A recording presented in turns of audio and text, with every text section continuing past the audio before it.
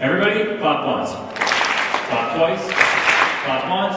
Clap twice. Nicely done. The tests get harder. Every time my hands cross, you guys are going to clap. Here we go. Ready? Do it together. You got it. Bring it on. Yeah! Wait for my hands to cross. We'll try that again. Ready? 1, 2, 3. Wait! That's obviously a little too advanced for this group. We'll try something a little simpler. Everyone with your right hand, hold up a finger. Preferably this one. Actually, do that with your right hand. With your left hand, what I want you to do is this. Very simply, take your right hand, place it into the left palm of the person sitting to your right. Do this. On the count of 3, what you're going to do is really simple. On the count of 3, with your right hand, you're going to pull your finger away. Wait until 3. With your left hand, you're going to try to grab that person's finger. Here we go, ready? 1, 2. Actually, wait, before I, sorry, no. Me. Right finger, left palm, on 3. Here we go, ready? 1, 2, 3. Switch, give the lefties a chance. Left finger, right palm on 3. Here we go, ready? 1, 2, 3. Everybody clap once, clap twice, clap once, clap twice. I'm looking out at the audience, and some of you are kind of looking at me going,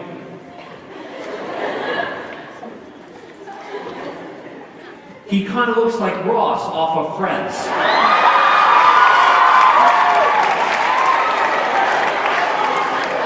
Some of you are looking at me going, no he doesn't. He looks like Steve Carell from The Office. And some of you are looking at me going, I don't care. An organization called Teens Tackling Tobacco called me up. They said, Sunjay, we want you to come and speak for our symposium. When you speak, explain the way peer pressure works. They said our research shows that 90% of young people start smoking as a result of peer pressure. Explain the way it works. I said I can do that, make sure we're on the same definition. My definition is people do things without thinking about it because everyone else is doing it. They're like, yeah, we like that. And they said, don't tell us, show us. I said, okay. So that day when I went to do that presentation, at one point in my talk, I had 4 chairs on stage. And at one point I said, ladies and gentlemen, I need 4 volunteers. Got my volunteers, and I went to 4 of you to stand in front of these 4 chairs, and they did. Started telling the story, got to a certain word of the story, and 3 of my volunteers sat down. And the reason they sat down is, well, I cheated. Before my presentation, I went up to 3 people, I said, 1, 2, 3, I need you to help me out. I'm going to ask for some volunteers, and I'm going to say a certain word. When I say the word, will you sit down? They said, no problem. Perfect. Got to that part of my talk, said, ladies and gentlemen, I need 4 volunteers. A bunch of hands went up, and I was like, how about you, and maybe you, and randomly you. And a 4th person that had no idea what I was doing. I said, excellent, I'll 4 of you stand in front of these 4 chairs. And I did, and I told the story, got a certain word, the code word, 3 of them sat down.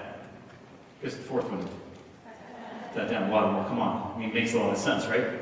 The chair was there. Everyone else was sitting. Why not sit? How many times have you been in that situation? Maybe it wasn't that exact context. Maybe it wasn't you, maybe it was a friend. Maybe the conversation went like this. The beer was there. Everyone else was drinking. Why not drink? Yo, the cigarette was there. I mean, everyone was smoking. Why not smoke? I say it, sometimes people laugh, but why don't we do this? Yo, the book was there.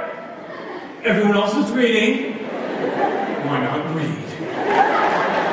I say it and people laugh, but it's very true. In fact, I use this example because to me it sums up human relationships in 2 very important points. Point number 1, it is perfectly okay to be the only person standing.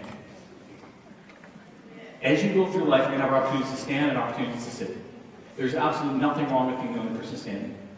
If you choose to sit down, all the power to you. Well, you find yourself a nice lazy boy recliner, kick up your feet, and grab yourself a lemonade.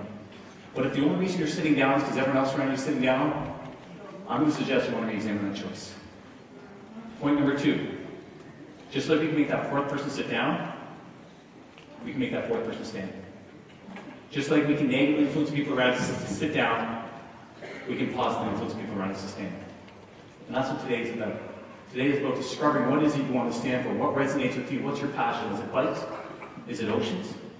Is it hanging upside down in a freaky straitjacket? Sorry, Scott's over here. My point is this. When you find something that resonates with you, when you find something that's so important to you, what we got to do is take it for a ride, stand, and help other people around us continue to stand.